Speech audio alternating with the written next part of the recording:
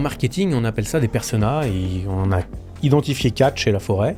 Le premier, je vous en ai déjà parlé tout à l'heure, ce sont les cadres en reconversion, ce qu'on appelle les créateurs. Eux vont avoir besoin d'un accompagnement sur la création d'entreprise, ils n'en ont peut-être pas déjà fait dans leur expérience professionnelle, et ils vont avoir besoin aussi d'une formation sur le métier d'agent immobilier, et vont avoir besoin d'accompagnement pour comprendre comment ça fonctionne, qu'est-ce qui est important de regarder, comment on bâtit son étude de marché, et ainsi de suite.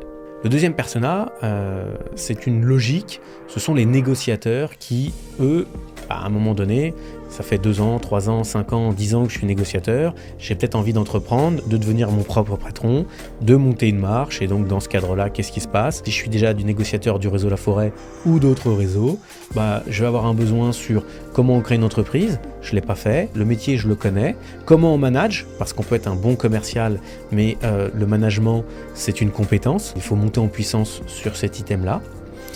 On a un nouveau persona qui n'existait pas il y a quelques années, qui est le persona des jeunes diplômés. C'est comme ça qu'on l'appelle. C'est des personnes qui obtiennent leur diplôme et au lieu de commencer leur carrière professionnelle par un poste en tant que salarié, entreprennent directement et montent directement une entreprise. Et on en a de plus en plus. Et dans le réseau, la plus jeune, si je me souviens bien, la plus jeune, je crois que c'est Alexia, elle avait 20 ans quand elle avait signé son contrat de franchise. Elle sortait d'un BTS profession immobilière et elle a monté tout de suite son agence. Elle l'a montée à La Gueule, là où il fabrique les couteaux, et son agence marche bien, même tellement bien qu'elle a acheté des murs, elle déménage son agence pour en prendre une plus grande, et elle a même un projet de développement, de monter sur un point de vente supplémentaire dans le futur. Et donc ce qui est important, c'est de pouvoir les accompagner sur différents items, tels que la création d'entreprise, le management et tous ces éléments-là également. Et le dernier persona, ce sont les agents immobiliers en place.